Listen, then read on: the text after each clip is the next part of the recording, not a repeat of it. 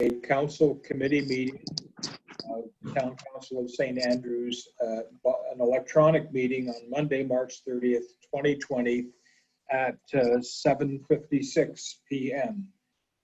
Recording of attendance, I note that all members of council are either on video or by telephone participating in the meeting. I will look for a motion to approve the agenda as written. And a seconder, please. Motion. I'll second. This will move. Okay, and a seconder. Edie Bishop seconds. Okay, thank you.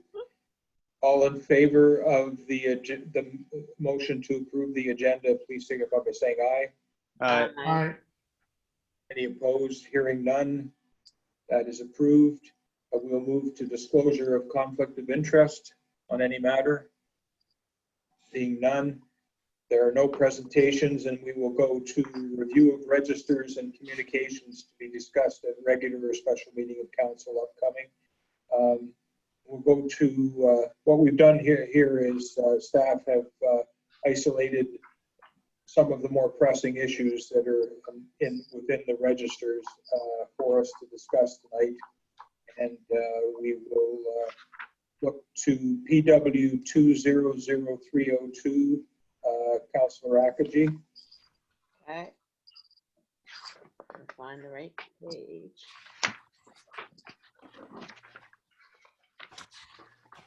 Maybe. Mr. Spear, if I might ask you a question, this relates to a somewhat of a legal opinion by our solicitor. Is this a problem to be in open session? Yeah. Yeah, and I guess I should explain to council while you're going through, there really isn't any motions that we have on the table for next week's meeting. So Councillor Akaji, you're probably looking for a motion and background report, which there isn't any. Yeah, there isn't any. I didn't see any In front of before. you to look for it. And maybe the Mayor Naish is right, that maybe this particular item would be better discussed in closed session. Okay. So then I don't have One any. that's titled from our lawyer, Richard McPhee. There's an opinion letter. Yep. Okay. Council, I think That's the only one I have. So it's Councillor Grew now. Yeah, Council, I think we'll just defer that and perhaps go into closed session to discuss that issue. Yes. So I will move on to the next issue, which is PS 200302, RCMP priorities. Councillor Grew. Well, there's no documentation here, Your Worship, to really go on. So I don't think there's much happening on that at this point. I don't think the RCMP are really looking for priorities because they're pretty busy doing other things. Right. So I think this is something that could be tabled for the foreseeable future and maybe get back to it in a few months. Okay. Agreed. Council, we're all agreeable to that. I just want to make sure that we don't miss any deadlines because they're with our standalone contract, they tend to kind of forget about us sometimes if we don't put forward our priorities as being distinct from those of the region. And so we'll make sure we do that. But I agree with you. We don't need to do it tonight. As a general comment, I've noticed a bit more of a presence given the current situation. Yeah, that's good. Yeah. It's very good. And we may have an opportunity to talk about that a little bit later in terms of why we need more of a presence. Anyway, I'm going to move next to Business, Tourism, Heritage and Culture, Deputy Mayor Henderson. Yeah, so no motions. I guess they're placeholders for conversation. So we've got the Charlotte County Archives operational plan for 2020. And the courthouse plans. So I guess, sorry, if you don't mind, Your Worship, I can speak on these a bit. Yes, maybe you can. Thank you. So, sorry, Council. So if you go beyond Mr. McPhee's letter, it's the first letter from the Charlotte County Archives. And so they have a request to be able to operate tours out of the Charlotte County Courthouse this year. They have grant money that they could set up some signs and things to provide some more historical detail for it. The signs would be inside and inside, like as you first walk into the building, but it's also by the stairs. They'd also like to make further improvements for visitors by enhancing the appearance and use of the side rooms.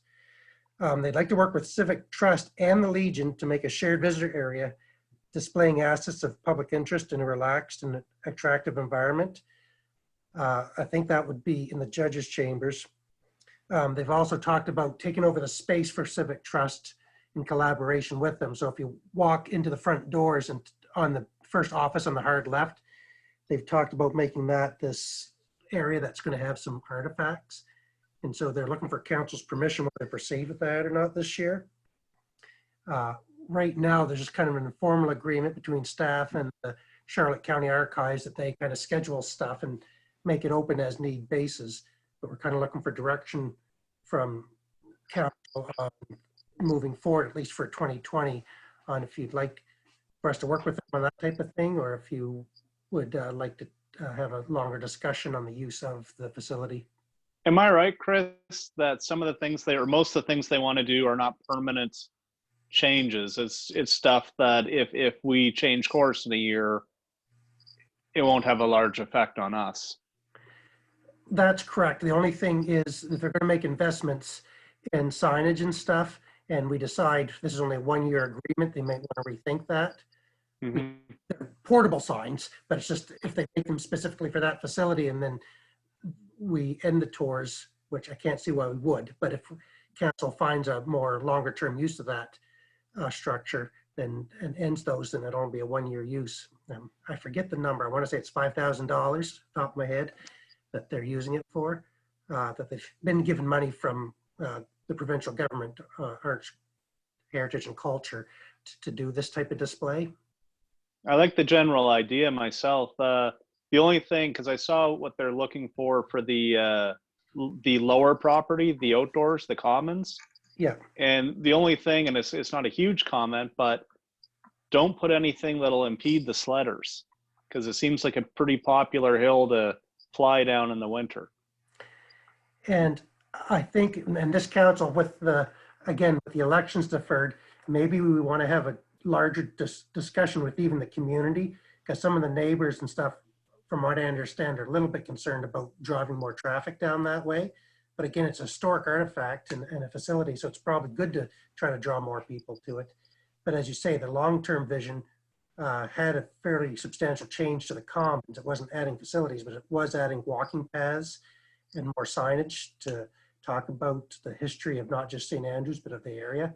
So we may want to have a larger discussion with that group and the community to determine if that's the direction they want to go. But I do applaud them because we haven't been giving much direction or a lot of thought from staff and council on what the long-term use of that area is. And maybe it's time to figure out if we're willing to start down a certain road. From my understanding, we'd have to talk with the Cultural Asset Committee and Civic Trust does support this, but I'd have to discuss with them. That was what I was led to believe through the Charlotte County Archives. Councillor Akiji may be able to add more on that, but. What they're planning is like they have on Minister's Island with those panels that they have with information on them, so they can be removed. Artifacts, I don't know what artifacts they will put in there, but I'm sure that if they're from the vault, that they can be removed as well. So it would be like a temporary section. So that's their outlook there. The outside, they wanted a clear path to the door, and I think they want some parking areas off the street sort of thing. So, and I don't know how they're going to fix the handicapped because it's just not viable for handicapped as it is now. Like they have the side door, but you know, a ramp would have to be put up to the courthouse on that side. And the other one, there is no way with those big steps. I mean, you can get a wheelchair up it. We have done that, pull them up into the jail itself. But you know, for seniors, it's pretty hard to access. Although the steps are quite wide, so you've got lots of time to, you know, navigate them. But With the other one at the courthouse, it is, you know, use the side entrance, but you need a ramp made there, and I'm not sure if they have decided on that as of yet or not. That was all discussion. Your worship, if I may. Yes. Yeah, for their short-term plan, I have, no immediate concern because there wasn't a plan for it this summer that I'm aware of. So if they think that it's a way to better utilize the building and to give a tourist attraction for the summer, that's great. But I would follow, I think it was for CAO's comments, to proceed with caution simply for the fact that there is no long-term plan for that building. I do appreciate the fact that they did send us in a proposal for a long-term plan, but at no point does it talk about any financial viability for the building outside of the town of St. Andrews paying for it. So I think that that's a conversation that would be better brought up during budget time or, a special thing, but it's not going to be solved today. And if they're looking to use it for this season, at this point, the only thing I would consider is just for this season. I actually wouldn't instruct them to spend $5,000 in signage because I don't really know. In my own mind, I can't see how this municipality can afford another property to maintain outside the Ross Museum and the other ones that we do. We're a town of 1,800 people. We got to act like a town of 1,800 people, and any renovations to that building is going to be huge dollars that our municipality does not have. So I've got some serious concerns over it, but in the same sense, I think that it's definitely, if we're not using it for any purpose, a great add-on to their existing thing. But I would hate for them to say, we've just bought this and you're doing that. I wouldn't want to go down that road with them because I respect them too much in everything they do for this community. Thank you, Deputy Mayor. Your worship? Yes, Councilor Group. If I could, I'm just looking at, they seem to have some very big plans for the courthouse. And in reading everything that they were talking about, it couldn't help but think, is this an opportunity for us to divest of the courthouse to an organization that's committed to heritage and is committed to preserving something like the courthouse? And I think there may be an opportunity here for us to have that discussion with them to say, is ownership of the courthouse possibly in your plans? Yeah, I agree, Councillor Brew, that that should be on the table. I agree with the Deputy Mayor that we need to have a longer term discussion here for a permanent solution. The other thing, though, we have to be careful of even in the short term here is I would say to the CMO that we need to talk, what's also in this proposal short term is that we continue to provide meeting space for the Canadian Legion. And in fact, as I read the short-term proposal and the long-term proposal, is that some of the artifacts that would be displayed in the courthouse would be artifacts that are currently now being temporarily stored there from the Legion building, which has been demolished. So I think we need to look at what kind of an agreement the town wants to sign with the various people that are proposing to even temporarily use courthouse. Council, any comments? Further? I think we need, this is Councillor Bishop. I think we need a long-range plan for the future of the courthouse and the jail, and what we're going to do with what the plan is for the long term, and that's a whole document, I'd say, to come up with a long-range plan. If they just want to use it for the summer, that would be one thing, but it has to be things that are going to be able to be moved out of there, because I don't think the town has really decided what they want to do with that building.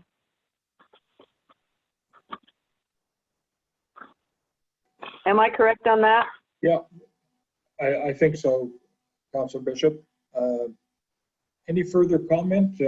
Is it fair enough to say that we're somewhat aligned with the notion of giving a green light to some things for the short term in the summertime, but we're going to have agreements with the parties individually, because I don't think we can assume that they're all on the same page without us talking to them individually. Your There's, worship, the- I could- oh, excuse me, there's another letter there from Jeff Holmes regarding holding their Legion meeting at the courthouse. Yeah. We have never given permission for that to happen, have we, or have we? No, They're asking for permission now. My only They're worry asking- with, sorry. Go ahead, Councillor Harrison. Oh, sorry, my I'm- only worry there, it's through the winter. And we didn't heat it last winter, did we? Yeah, we there's always, always a minimal heat on there. Yeah. But no, we didn't. I don't think they heated it. I mean, they may have a proposal to put money into it and, you know, if they want to pay some power bills, that may help. So, too, just, we're kind of skipping between the two. Sorry, Your Worship, if you don't mind. oh, go ahead, Mr. Chair. There might be an opportunity where we might be able to get access to the old Legion property as an agreement to be able to create parking space potentially in exchange for use of that facility. I haven't talked to them about it, but I'm just putting it out there for council's consideration. Yeah, I agree. I think there's unfinished business with the Legion, and before we jump into another agreement, we need to have another discussion with the Legion. I concur with that. Okay. Just a question, Your Worship. Normally, we would have Yes. had a presentation on this by the archives, and would it be possible for them to give a presentation using this new? Couldn't they chime in at a future meeting and be the Zoomer and give a presentation using the new way we're doing things? I think that's certainly, Mr. Knopper, does that seem like something that could be done? It doesn't, again, you, in terms of their longer term plan, Councillor Gumashall, you're referring to? Yeah, I mean, they did a lot of work on this and don't want to seem that we're not fully considering it. I think everyone's already spoken to the fact that a long-term plan is needed, and certainly in the short term, as long as we're not spending a ton of money putting in new amenities, they should be able to use it this year. But in terms of being able to speak directly to them with social distancing, maybe they could be asked to give a presentation using Zoom or some other format to council, so we could ask them questions directly. Through you, Your Worship, they actually approached us to see if we wanted to have a presentation, and I said I wanted to wait till council had their chance to discuss it at the committee. But yes, they're more than happy to join onto Zoom, and we can work with this system that they can present to all of council. Okay. Thank you, Clerk. All right, all right. So,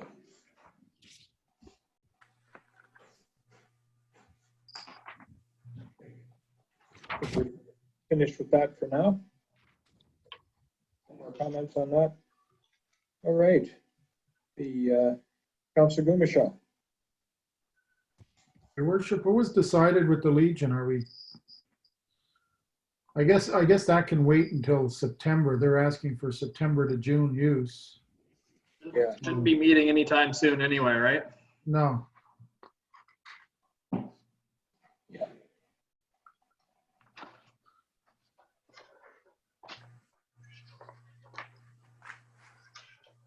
I guess that's tabled pending further discussions.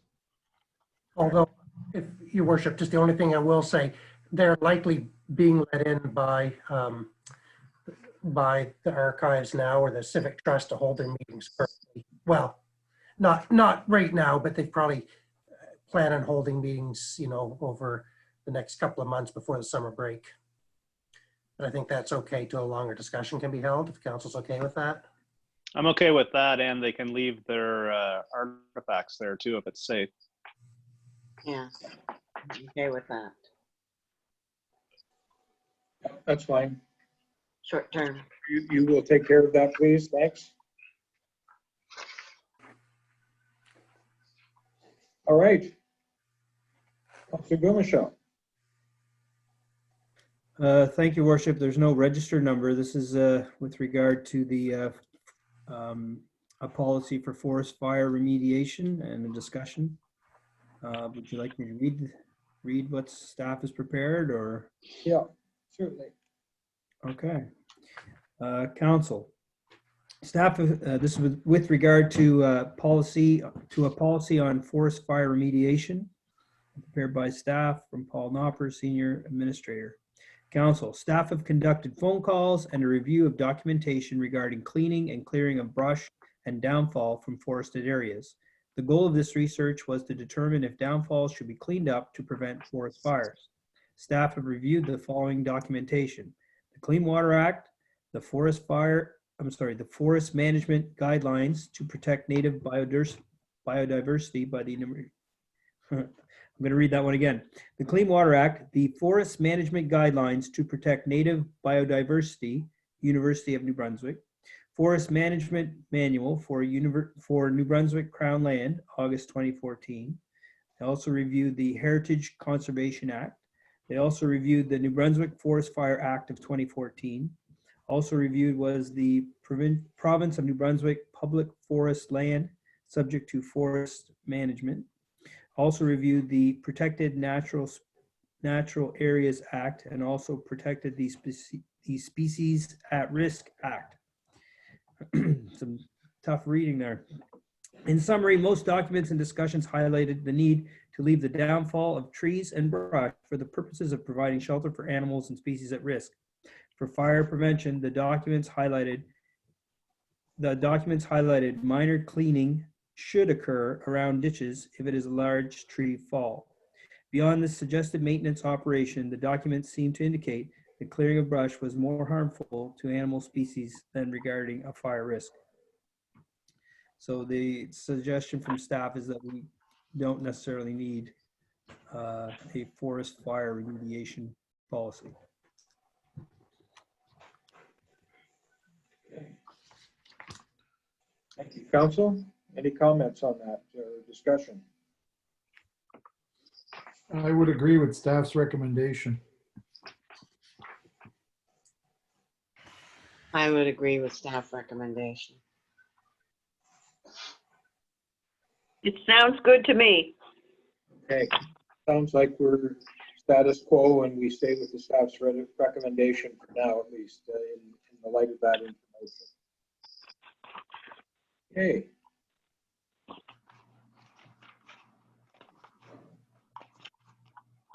Go, Michelle, there's got a couple of other items here.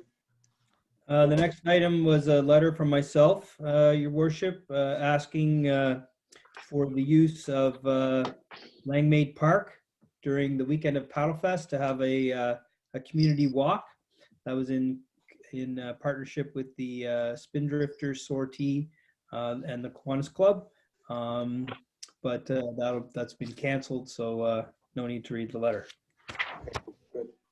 Again, a casualty of what's going on. Yeah. Okay, good. Your worship, Yes. sorry, just intercede, sorry, it's not about that particularly, but if you go back to actually to the agenda, there was an item there that wasn't any backup for, that also involved Councillor Gumichel. It was just has to do with assistance for the Sir James Dunn Academy field discussion. And I don't know if Councillor Gumichel would like to lead that discussion. There is no backup in front of us here, Councillor Gumichel, but we have been talking about it for the last few weeks. Did you want to lead off with it? Yeah, yeah, sorry. Thank you, Mr. Spear. Councillor Gumichel, would you like to present that, please? Well, certainly. I haven't sent out, I put together a presentation that I was going to share with everyone, which would have included some quotes and background from a meeting that we had between town and the school district. Perhaps we could, I've started puttering around at the field. Perhaps we could table it for until the next meeting, and I'll circulate that presentation along with some of the quotes on work. And I think we have an opportunity to, with a small investment, to get the field up and running for the fall. So. Okay, thank you, Councillor Gumichel. Sorry, I didn't mean to miss that, and it's important. So yeah, I think I that's actually missed it. I didn't realize it was in there. So give me another week, please. We'll add that to the next meeting. Certainly. Okay. Age-friendly community development report. Would you like me to read that as well? Yeah, certainly. Sorry, I'm just flipping back and forth here.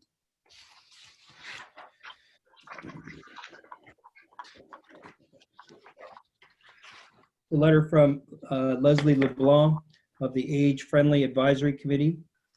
It's addressed to Mr. Spear on March 25th, and it reads, Dear Mr. Spear, regarding the AFC Advisory Committee recommendations, March 2020. On behalf of the Age Friendly Committee, we would like to congratulate you on your new position, and we look forward to working with you as we pursue our mutual AFC goals in the months and years ahead. As you know, our committee consists of two co-chairs, Leslie LeBlanc and Carolyn Davies, a recording secretary, Jacqueline Muir, as well as Sue Corbin, Louise McFarland, and Sandy Morgan. Our mandate states the Age Friendly Advisory Committee is to advise and support the town of St. Andrews as they continue to implement the Age Friendly Action Plan adopted by the council in 2018. We congratulate the town of St. Andrews and the multitude of volunteers on a recent designation as an age-friendly community. After 3 years of dedicated hard work and focus, it was our great pleasure to be presented with the age-friendly designation by the Minister of Social Development, the Honorable Dorothy Shepherd, on Monday, March 3rd, 2020. Now, the next phase of our task begins, working as an advisory committee to the town of St. Andrews, service groups, and individuals to ensure items within the action plan are implemented in a timely fashion. To maintain our AFC designation, it is imperative that the town follow through with the items outlined within the St. Andrews AFC action plan and report the same to the province. We are happy to report that since our last update to council in October 2019, we have been successful in obtaining $25,000 grants from the federal New Horizons and Seniors program to create a community resource services handbook, as well as emergency information magnets for residents.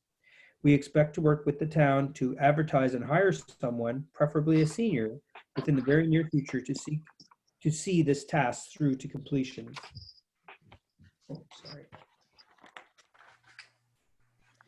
Page 2, the AFC committee welcomes Paul Knopper, the clerk senior administrator for the town of St. Andrews, who will liaise with our group and report to council and you as CAO. With the exception of these regular reports, all the AFC advisory committee communication to the town will be directed to Mr. Knopper. It is also the committee's understanding that Mr. Knopper will create and regularly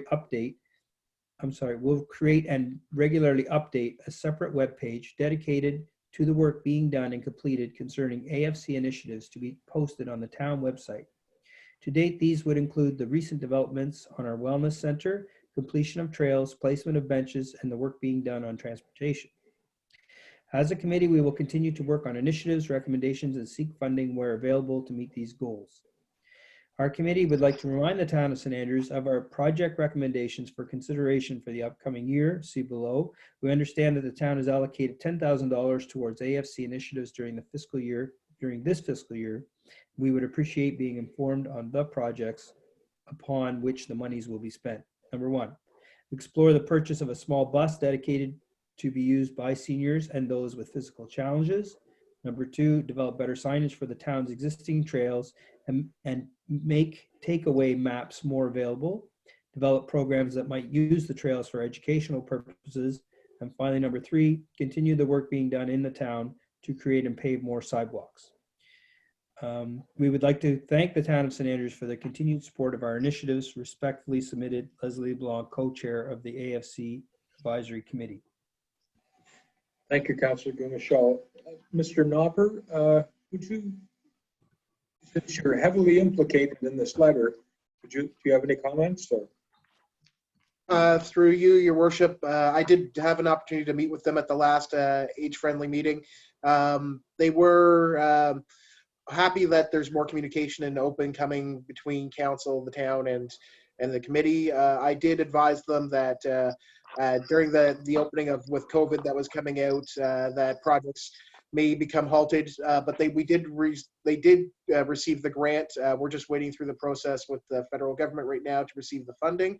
And then that will be one of our main projects. We'll start working with them is to arrange for the hiring of that staff and process that way. And other than that, at this point, those are our key topics.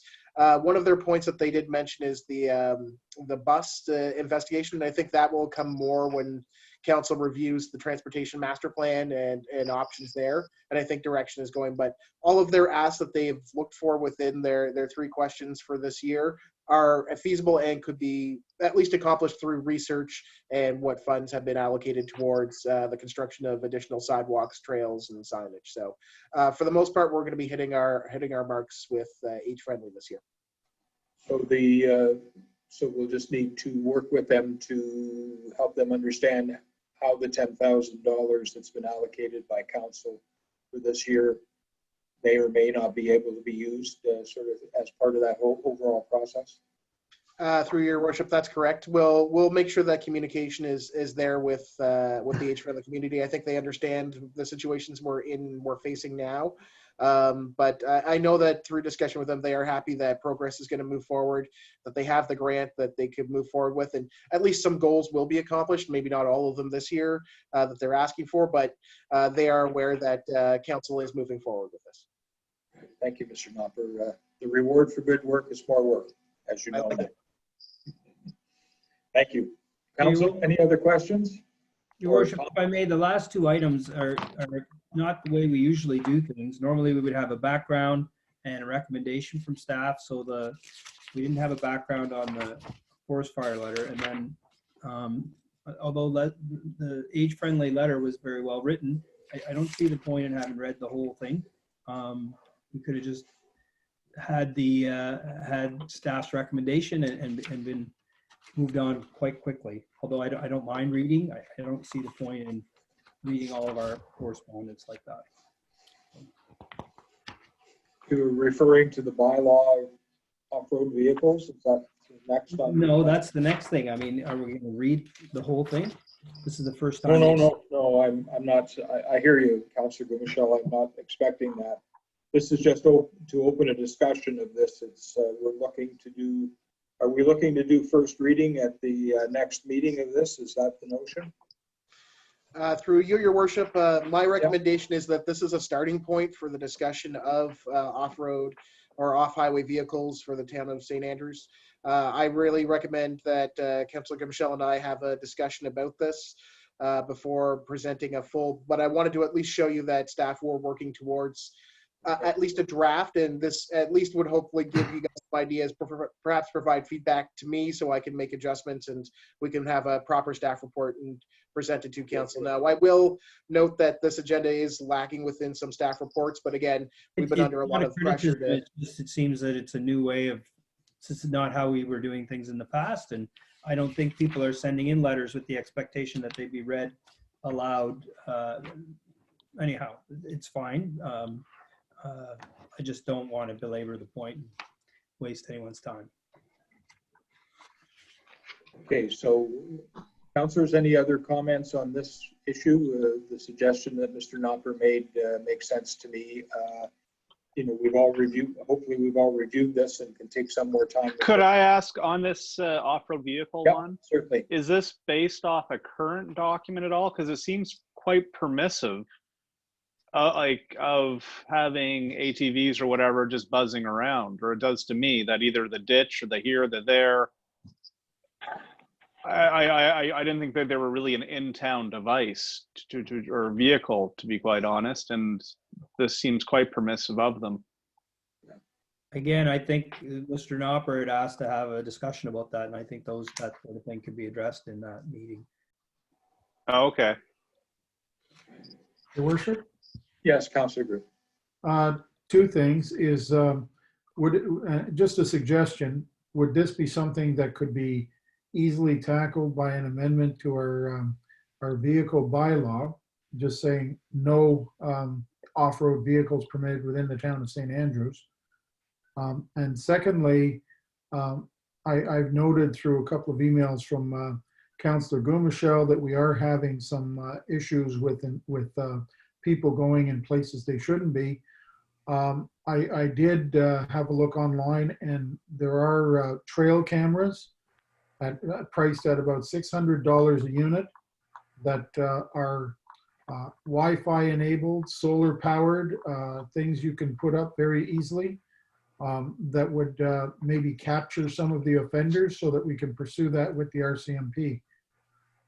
So I think that might be an option for the town to sort of do the enforcement in a very, very cost-effective way.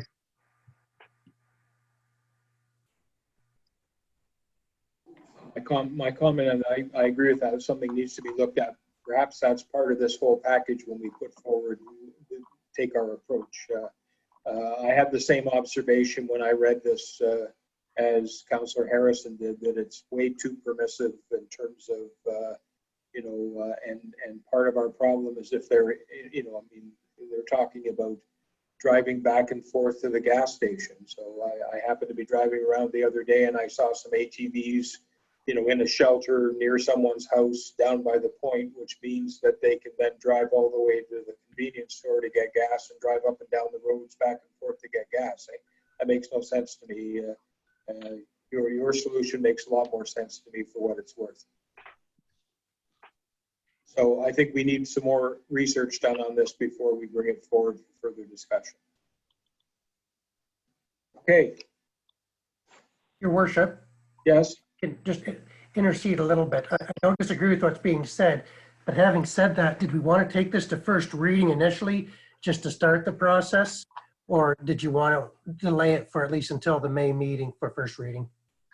I think we should delay it personally. I'd concur. I agree with that.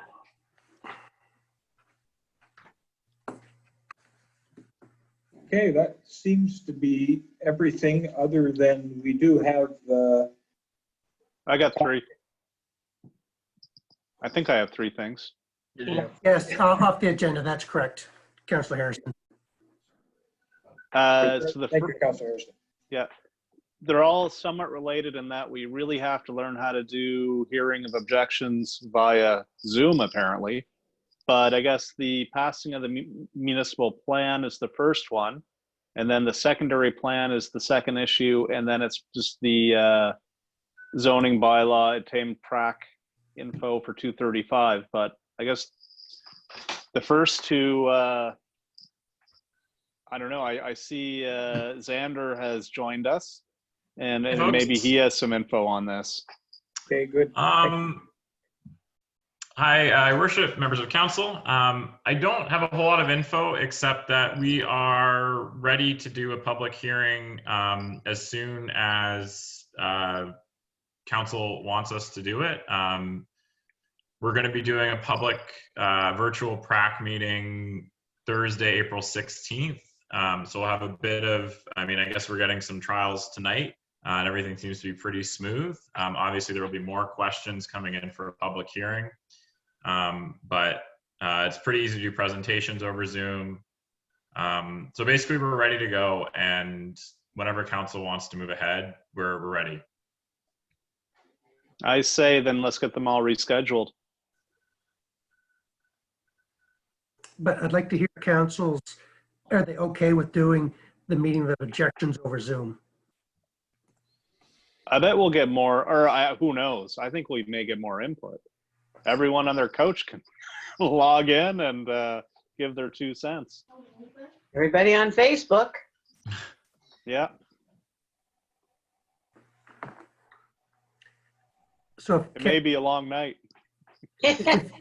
So if council's okay with that, we can do that. I might ask Mr. Gopen just to double check with the lawyer that the commission uses just to make sure that online things that we're going through is permissible under the Community Planning Act, just before we finalize that, but we can follow up with that.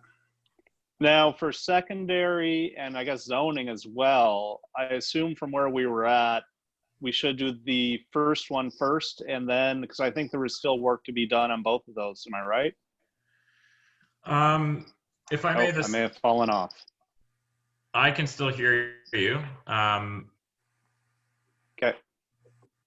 The secondary plan, I think, is pretty close to being ready to go. I'll be honest, I haven't really looked at it since we sort of pushed it off to the side. But I think, you know, we had done that public information session, and I think there were a few things to take out of that, but by and large, it seemed like we had massaged it in the ways that the public would be happy with it going ahead. So I don't think there's too much more work on the secondary plan. The zoning bylaw would take a bit more to get there. Although I think on the agenda tonight, it's not actually about the new zoning bylaw, it's a rezoning, the 235 Water Street Yes. rezoning. Is 235 the one by Fundy Bay Realty or the one by Sunbury Shores? That's Fundy Bay behind Okay. there. And Prax's ready to move ahead with all of these things again now too? Yep, Prac, we're rolling with Prac.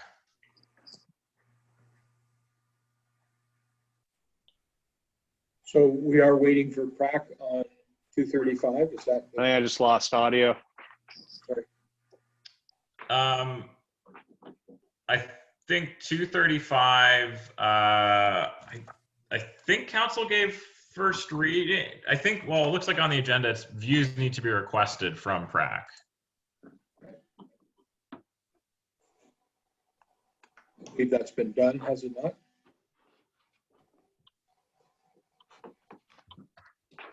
I don't know if it's, I'd have to dig out the minutes. I can double check, but I think where we're at is I think the views have already been asked for, requested from Prac, right, Your Worship, at the last regular meeting. But we have to reschedule both the hearing of objections for that one and for the hearing of objections for the municipal plan process. So much on our agenda for this coming regular meeting, but maybe we want to pull that together and just to have those two motions plus the staff reports read. If you Okay. proceed with that. Your worship, Yes, I just have one thing to add with regards to the municipal plan. One of the things we have to keep in the back of our minds, Hello, one of the things we have to keep in the back of our minds I'm still on. is that there is a 6-month timeline between the first reading and final reading that we have to meet from the Local Governance Act. Otherwise, we have to start over. So we may want to keep that in mind as we look at our timelines for this municipal plan.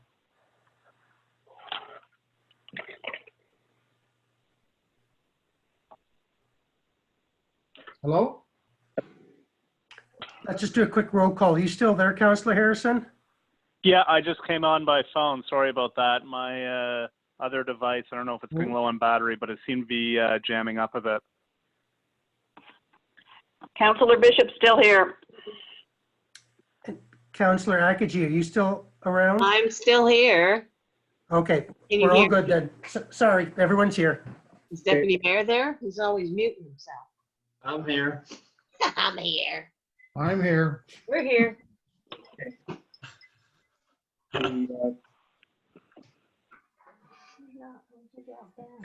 Councillor Grew's comments are well taken. We do have to be careful of that for sure. We don't want to start all over again. It had been our express intention that by April 1, we would complete the passage of the municipal plan. If that's not now possible, then we still need to stick within the 6-month requirement, and we should make sure we know when that is and do what we need to do to get through that process. Do we still need a hearing of objections for the municipal plan? Is that correct? yes. Yes. Yes. So that has to happen first before we can go to third reading in any event, correct? And so we should as soon as we can find out whether or not we can do it in our new way of doing business, then we will move ahead with that. So we should check those deadlines or those timelines and make sure we're on tap. I think the other reason why we brought forward the secondary municipal plan, and really, although it's not technically on the agenda, is that it appears now, as the deputy mayor pointed out early in the meeting, that we are all here together for probably another year, and therefore we probably don't have any excuse to pass it off to anybody else, and we should probably get busy and deal with both the secondary municipal plan and the new zoning bylaw as part of this extended term. That would be my view anyway, and hopefully everybody else is on side with that, but I'd certainly like to hear your views.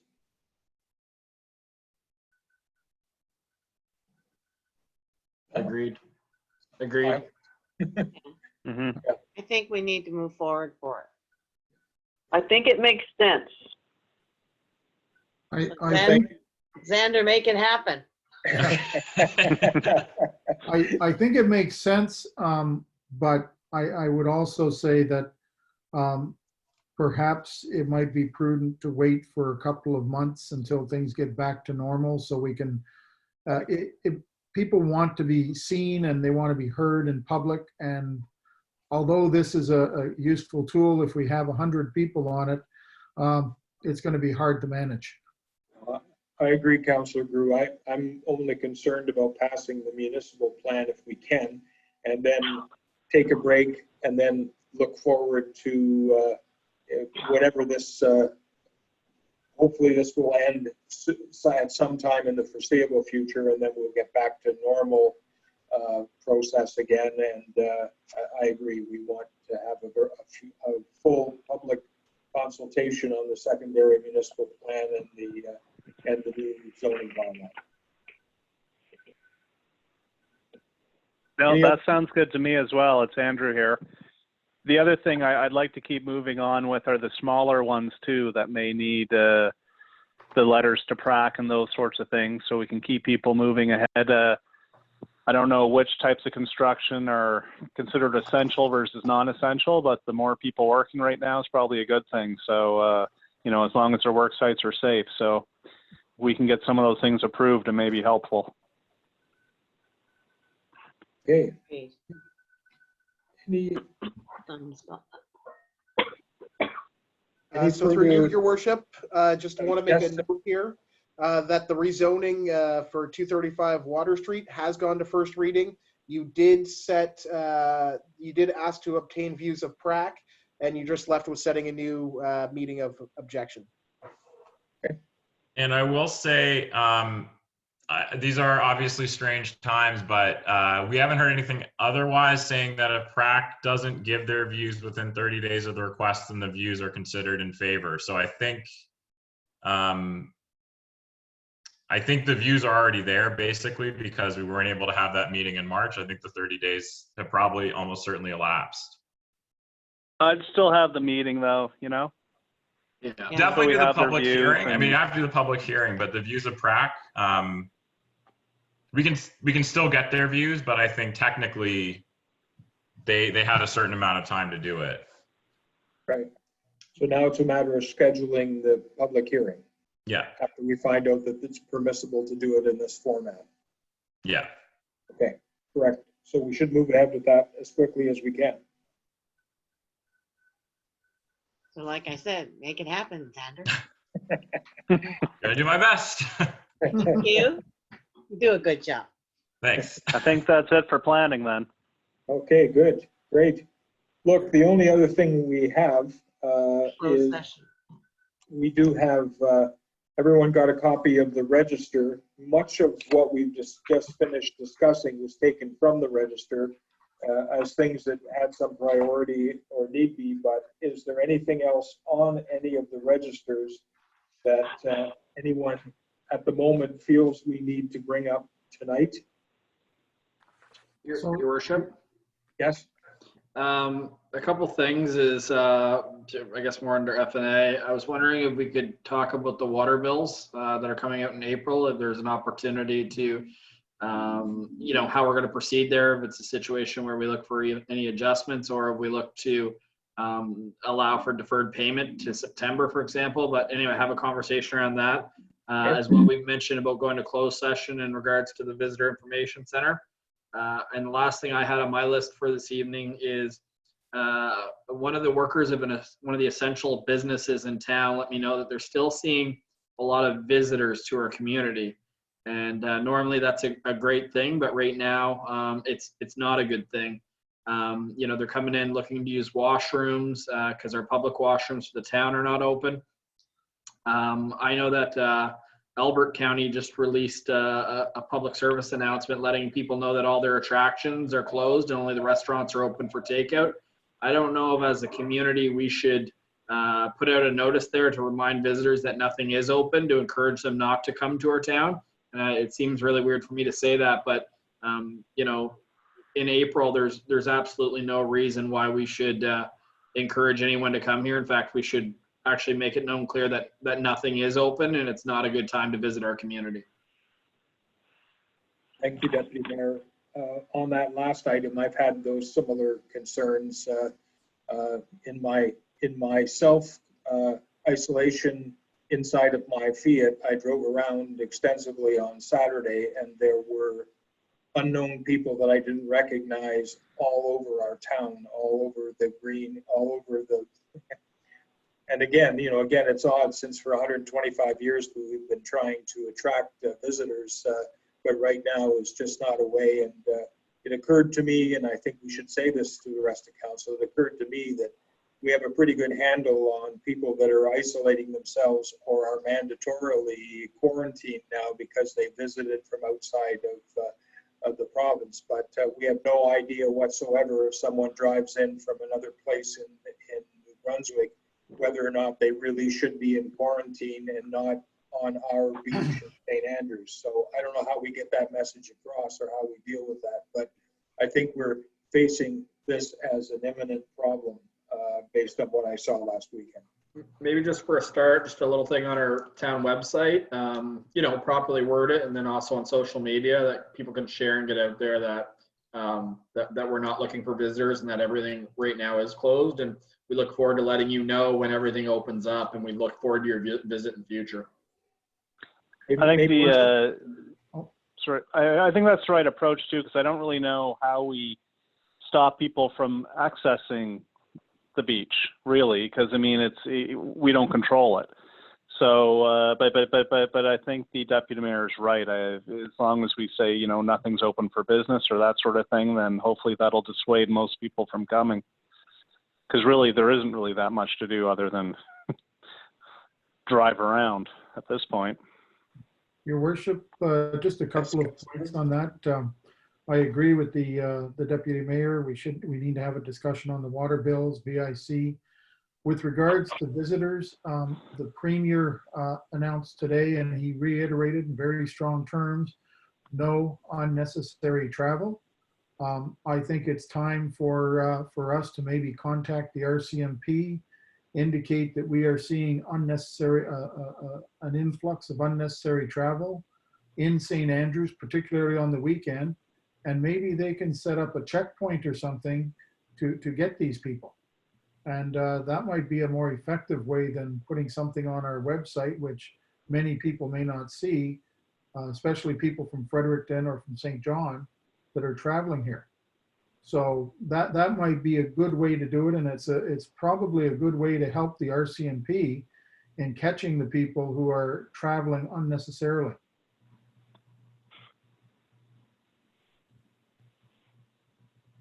May I just make a comment? Certainly. I'm just, from a safety issue point of view, there's a lot of people walking on the trails, and that's great to see people out, but be very cautious of kids on bicycles because sometimes they aren't watching the pedestrians. And I know that an adult got knocked over the other day, and so I'm just saying that we have to watch out for our own safety and also for little children who might be wobbly on their bikes and stuff like that. So just heads up to you. Thank you. It's important to note too that when we're talking about the town, we're not saying Shamcook, Bayside, Boquebec aren't welcome to come in to get their essential services. I just want to clarify that we understand the surrounding area. There's resources that they need, and they're certainly welcome to come to our community to get those. It's it's the people that don't have to come here that we need to stop. And we need to deter, because a lot of our essential workers are putting themselves at risk right now by being here for us. And this is just something that we could maybe tighten up a little bit to protect them more than anyone. And of course, obviously protect ourselves with decreasing the amount of people visiting us from outside communities. But to Councillor Garew's point, that's not a bad point. Both together would actually be probably the best solution. And it's a good reminder for people that are driving out and see an RCMP officer that they should explain why they are out. It's not something that in our lifetime we've seen, but people should not be driving around to go visit people and stuff if they don't have to.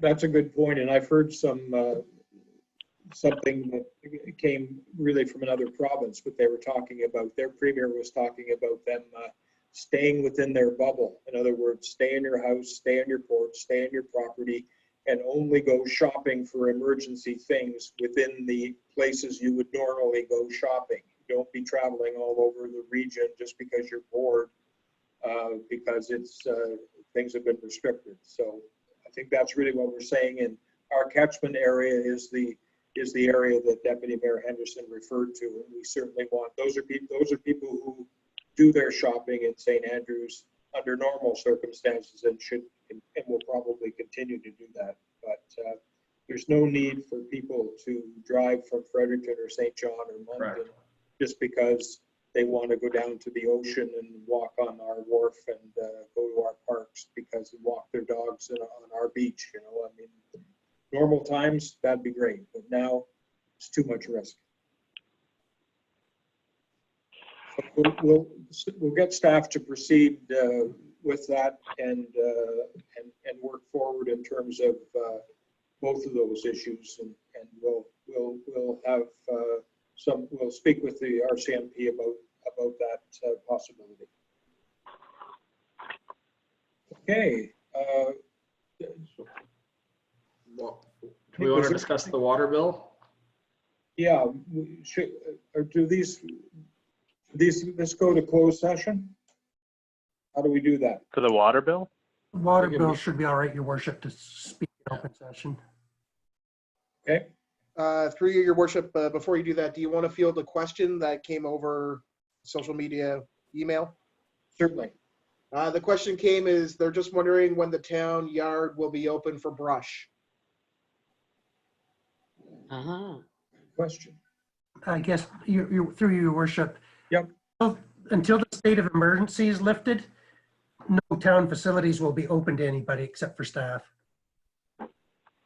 Upon the ending of the state of emergency, then we'll have a discussion about what facilities to open at what pace, because I'm assuming it won't be business as usual as soon as the state of emergency is over. It'll be gradual opening of facilities and stuff until we make sure that the COVID-19 is being properly contained. Okay, thank you, Mr. Spears. So there's no date for... When do we usually do a brush pickup, the town? Is that fall or is that spring? Oh. Spring. If They I always may, do this time. Councilor, Mr. Spear, can you respond to that, please? sure, Ken. There's actually two thoughts in this. So we usually do it in spring and the fall, usually May and October, I think. So one thing I want to talk to you about tonight, and so I guess now is as good as any, is people have been asking about the plastic bags. Staff doesn't want to necessarily handle the money, you know, that presents an issue. But what we're wondering, one option we could come up with is people could call in for one bundle of bags, and then during a certain date, and probably early May, excuse me, staff could drop off the bags in driveways and stuff to arrange pickup. And we wouldn't pick up, the cost of the bags would be about $1,500 more or less. And it would allow people to do the spring pickup. And then we could have staff still pick up the bags. There's a little bit of risk associated with that, but management thinks we should be okay. We'd give disposable coveralls and gloves to the public works staff that have to pick them up. But what they're saying is probably the best, if we do go that way, would be to pick them up, but then dump them this year, not recycle them. So you're only handling them once to get them into the truck. Then they're taken to the landfill eventually, as opposed to being used in our leaf dump yard where they're, turned into compost. So we originally thought about just canceling it to the fall, but we're giving council that option if they want to continue this program, especially where people are home. It might give them an opportunity to do this. And at this point, staff is willing to, Public Works staff is willing to pick them up, but we'll just control it a little bit. I think it's important. I think it's important to, for people to keep their properties looking decent, and it gives them something to do outside in their yard and feel like they're getting something accomplished. So if the staff is willing to do that, I think it would be lovely. I concur, as long as it's something that staff is comfortable doing. It's not a essential service, and I am not comfortable telling staff at this time to do anything that is not an essential service for this town. I don't want to put them at risk, so. Can those leaves be just put out in the regular garbage? I think so. They can be. We discourage that because, well, I guess if we pick them up, we're going to put them in the regular garbage. So either works. They can be put in the regular garbage, or we could have a late pickup, like at the end of May, early June. And hopefully by that point in time, the state of emergency is lifted and then things will be a little safer to deal with. But Sure. Well, let's recanvass this in a month then. That's the way to do it. See what community spreads like and stuff like that at that point, and make a better decision. Yeah. Okay. Yep. We'll hold on to that one and bring it up again next month. Okay. Thank you, Council. Thank you, Mr. Spear. Okay, I asked the question before we go. We think about we're going to go to talking about the water and sewer rates now. Deputy Mayor, do you want to? Yeah, I don't necessarily have a solution for this one. I was just wondering, it's all the same budget year for us, and some people right now, it's their time of year that the finances are their lowest, especially the seasonal businesses. And I was wondering if there's any thought put into allowing people to pay now or pay their next water bill all at one without considering it a late payment or something like that gives some flexibility, in hopes that obviously July, August, and even September bring in some revenue for some much needed businesses. Well, it seems that we've just gone through a year where we had a yearly bill extension and a yearly bill for another reason. Would this not be a time where we might consider just making the same thing apply? In other words, for the bills for till October. I think oh, sorry, go ahead, Councilor. I'm sorry. I think it would be a good idea to do that because it might make it a little easier on people during this time that is quite difficult. Thanks. And it'd be good to have the and or option, just simply for the fact that some people don't want one huge bill. They would rather pay, part of it now. I know that's a big bill for a lot of people, so it would be good to give them the option at least to pay now or pay later. Sure. Just an operational question, Mr. Spear. Are we going to be able, with our staff situation, to present bills to anyone in April? Well, remembering that most of the town is under a flat rate fee now, Your Worship, there's Right. only 60 businesses that we actually have to go to. So we're just Okay. in that process now to determine. I mean, most of them are outside readers, and in some cases we'll get internal maintenance staff just to read the meter to us if that requires to present All us right. to enter the facility. So that's not an issue. So the deputy mayor's suggestion is one where we could present the bill, but defer payment of it for a period of time for those people that wish to have a deferral. Is that? Exactly. Usually our payment terms are 60 days. We could make it even 6 months if you want, so 126 days. But as somebody else said, that the people really minded getting the double bill at the end of last year. It shocked Right. them. So Yeah. probably be better to give them 2 bills with the option, Agreed. in both cases, to pay more amounts. Now, the other thing I do want to bring up at the same time is remembering that water study we did 2 or 3 years ago, the new higher rates are supposed to kick in on this water bill. So some of our larger users are going to see significant increases. And I have no opinion. I'm just, I guess, bringing that to your attention if you want to address that at all or not. I've had several businesses express concerns, even with their property taxes, which I said that as a town, there's nothing we can do about the property taxes. We set a mill rate and everything else is handled by the province of New Brunswick. And the premier hints, but hasn't made official, that they'll have some type of system for deferring, it appears. But they're looking for help any way they can. And so I'm not sure what council's feeling is on that.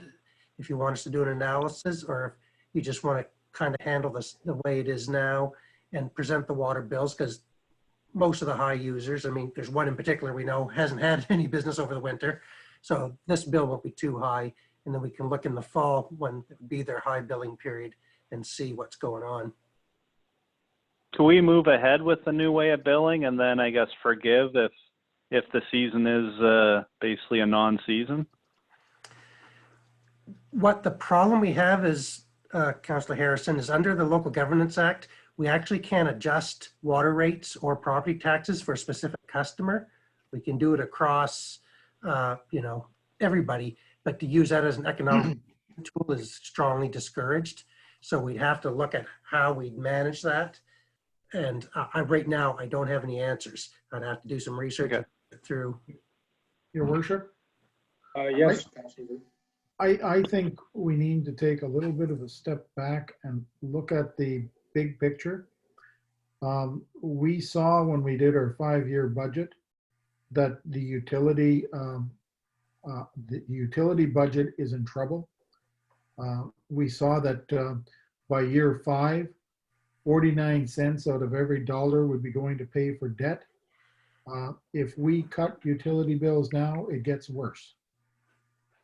So I think we need to follow through with the utility bills, understanding that a lot of these big users are going to get a break because they're not using water.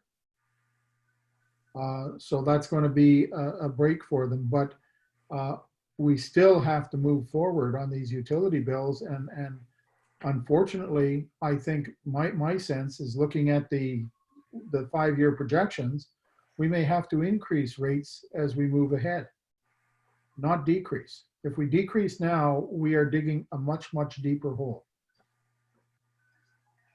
So you're suggesting we maintain the status quo as it is, but we might consider time to pay for utility bills, particularly for residential customers. Absolutely. And potentially for business customers, if they could make a case. Is that? I would say business customers, we could defer till October for everyone. Yeah. Give them time to recuperate. There are funding programs being put in place by the federal government and provincial government to help these businesses. And hopefully that will help them, and deferral of this bill will help them as well. Council, any other comments on that? That seems good. Will we need a motion at all?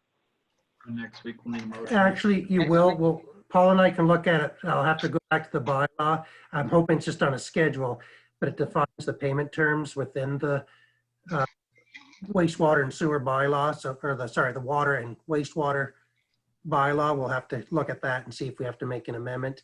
But I think in good faith, we can practically change it as we go through the readings, knowing council's intentions. Okay.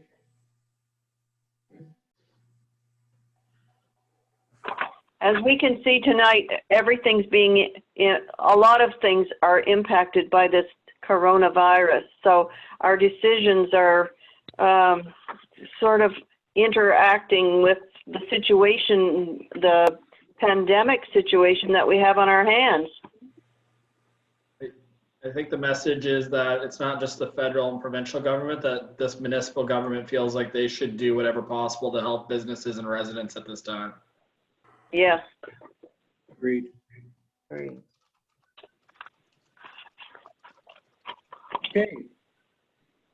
The other two matters probably need to go to closed session. Can we figure out how to do that, Mr. Knopper? Yes, your worship. What will need to happen here is we will stop the live stream and we will stop the full recording. And then I will let you know when it is stopped on Facebook, and then we can move into closed.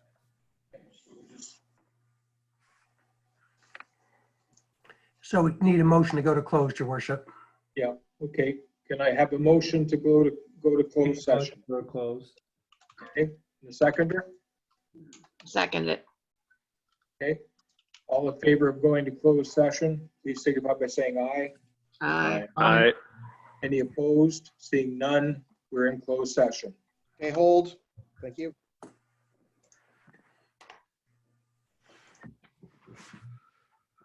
Great. Okay, you're good in recording now, so go ahead. Okay. Motion to come out of closed session. Also move. Okay, and seconder? Deliberation. Okay, and the seconder? I'll second that. Okay, we're all in favor? Yeah. Aye. Okay, we're out of closed session. Now, we'll be looking for a motion to adjourn I'll do that. and a seconder. Counselor Michelle. All righty. Oh my gosh, he's Good still to see awake. all your All in favor? faces. We're adjourned. Thanks, Paul and Chris, for lining this up. Yeah, thank that's great. Yeah, went pretty job. smooth.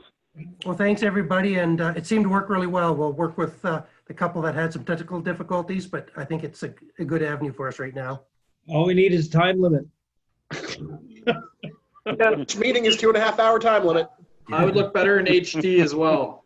Baker, if I could be in HD, it'd be good. Brad, I Me thought you were too. wearing a robe at first, the way that I thought collar too. works. Jedi. I thought you were in your house coat. It's my Star Wars outfit. I'm gonna put Star Wars behind us. See you, everybody.